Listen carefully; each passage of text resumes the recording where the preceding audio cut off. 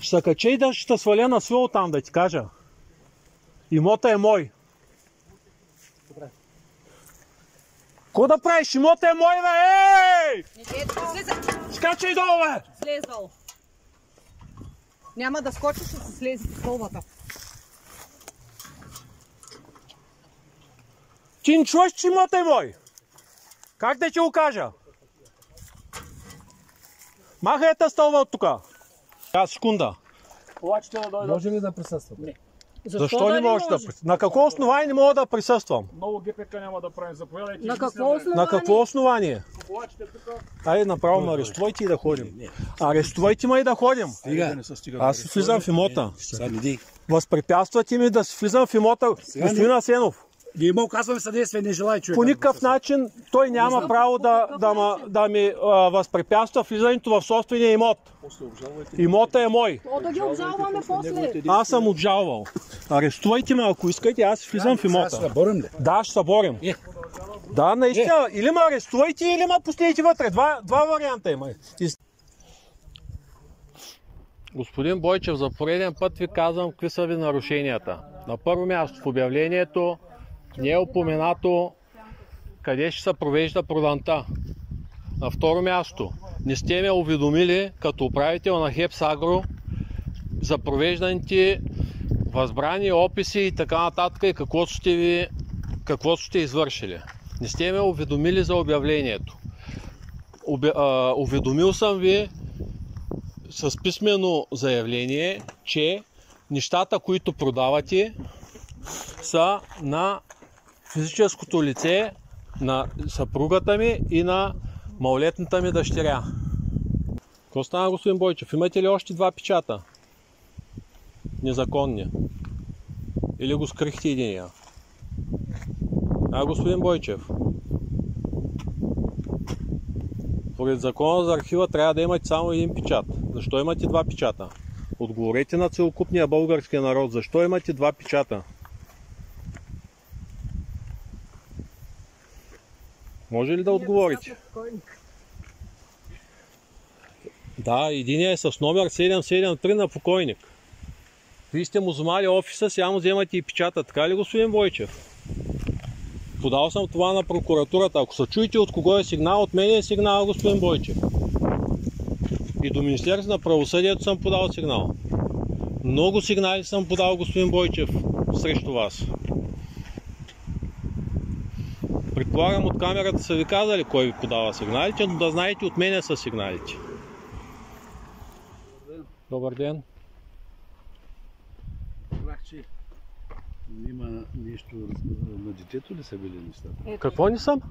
Разбрах, че на детето ли са били? Да, ето ги. Аз съм ги представил на вашия началник в Преслав, съм ги изпратил документите. Всичките документи. Ето ги документите. Добре, защо не отидете да подадете жалба на прокуратурата? Дал съм ги.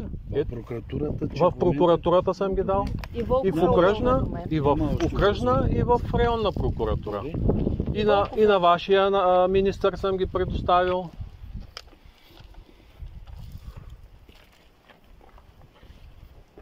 Значи те ще образуват, те са образували най-вероятно преписка. Вече не знам какво е обаче за това.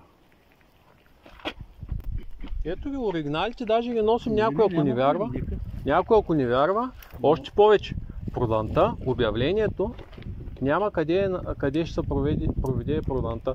Тъй, че да не ме заплашва, че по някакъв начин му преча да се извърши работата. Няма как да преча нещо, където не е оказано място на провеждане на проданта. В обекта е единственият човек, който има право да влиза съгласно изискванията на ГПК само. Кой член на ГПК, господин Бойчев? Не разговарям с никого. Аз имам право да се влизам в обекта, вие не можете да ми ограничите да се влизам в имота. ГПК. Кой член на ГПК е, господин Бойчев? Ще крещим ли още? Ще крещим още. Хулиганство е. Ще продължаваме ли да крещим? Крещението не е хулиганство, господин Бойчев. Както искате. Питам ви, кой член на ГПК няма право да се влизам в имота? Отговорете. Господин Асенов, на какво основание няма право да се влизам в имота? Не знам, той да каже. Питам го, не ми отговаря. Вие го попитайте, като длъжностно лице. Попитайте го на кой член от ГПК, ще отворя ГПК и ще прочита дали действително нямам право да... Ориентирайте го, кой член? Съм дълен, аз не съм консултант. 430. Аз не съм консултант на господин Папа. Добре, отговорете на кой член от ГПК. 430. Тъй, вършите се работа, давайте, нямам време да съм. Яско, давай. Влизайте тук. Идете, замоля ви. Защо да не влизам? Ами оставете да се... Не, няма, това си мой обект, аз ще вляза. В момента, в който се отвори, не съм разбивал ключалки и така нататък на сила да влизам, но аз ще си вляза да се видя, имам животни вътре, да ги видя, обслужват ли са, дава ли им са вода и така нататък. Още един път ви казвам, че проданта е незаконна. Продаваните вещи в голямата съвкупност са на малолетната ми дъщеря.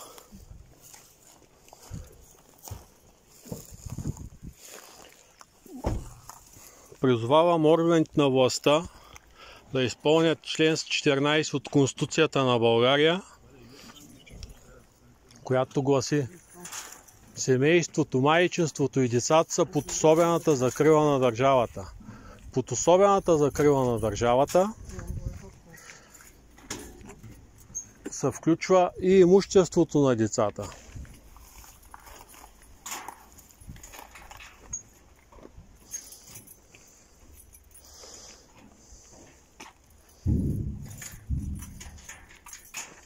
Служи му един пръст отзади, може и да се завърти. Тук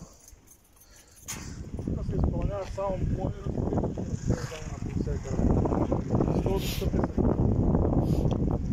Аз ти казвам, че имота е мой и нямаш право да влизаш. Мокни, бе. Нямал съм право да говоря. Ти ще ми кажеш кой имам право и кой нямам право.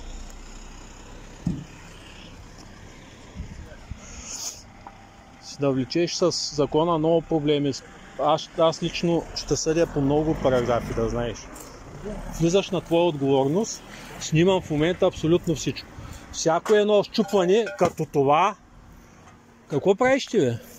Падна. Как падна? Що го слагаш на керамината, бе?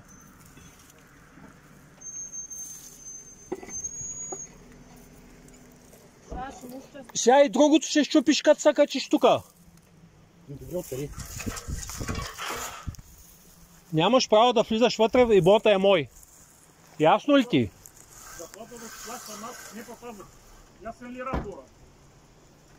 Имота е мой. Всичко облегни на вратата, няма да развалиш. Да. Погледни какво си е поръчал, да не е изпълнителя.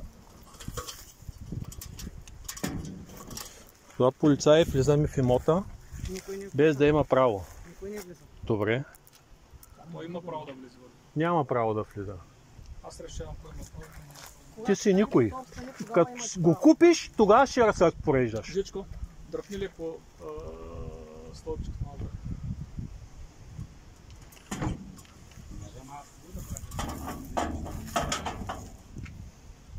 Така, стабилна ли стълбата? Да. Лекичко се качваш горе.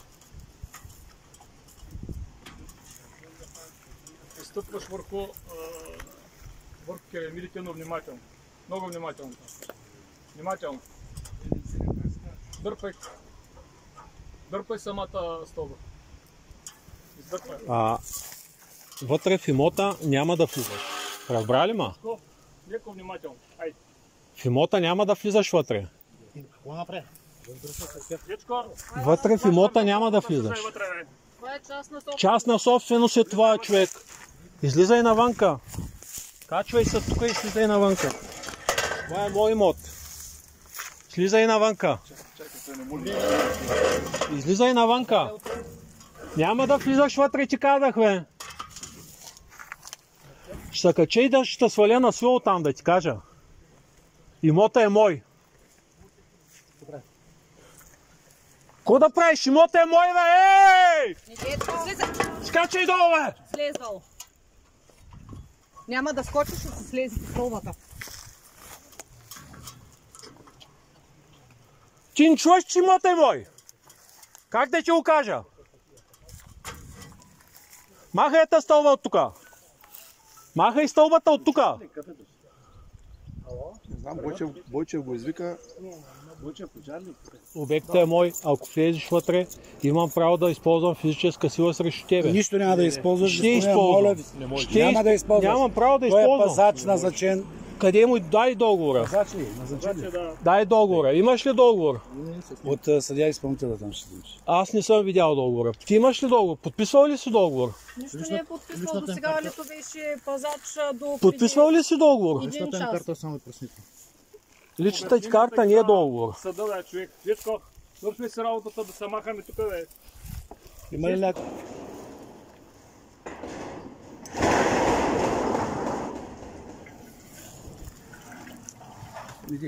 Как няма да влизам? Казвам ти. Аз ще влизам, как няма да влизам? На какво основание няма да Няма да влизам? му пречим да се изпълни Да си задълженията. изпълня, аз ще вляда да си видя живота. Добре, бе, след малко. Кога след малко? Сега нека се свърши работа. Пречим ли? Това означава, че ние не можем да си свършим работа. Много вам моля. Аз по никакъв начин нито се доближавам по него, нито ще му говоря, нито нищо. Добре, отиди, господин Бойчев, дай вършите си работа. Тогава се влизайте с хората. Повече вижте да с дойдат. огледа. Пазача да дойде. Аз имам право да присъствам, да видя какво се купува и на каква... Да видите живота. Няма, аз искам... Сега секунда. Плачете да дойдат. Може ли да присъствате? Защо не можеш да присъствам? На какво основание не мога да присъствам? Много ГПК няма да правим. Заповядайте. На какво основание? На какво основание? Плачете тук. Айде направо ме арестувайте и да ходим. Арестувайте ме и да ходим. Аз си влизам в имота. Сега не дей. Възпрепятствате ми да си влизам в имота, господин Асенов. Ние му оказваме съдействие, не желая човек. По никакъв начин той няма право да ми възпрепятства влизането в собствения имот. Имота е мой. О, да ги обжалваме после. Аз съм обжалвал. Арестувайте ме, ако искате, аз влизам в Сега ще имота. се борим ли? Да, ще се борим. Да, наистина. Или ме арестувайте, или ме пуснете вътре. Два варианта има. Извинявайте, че ако съм ви наплю, развълнувах.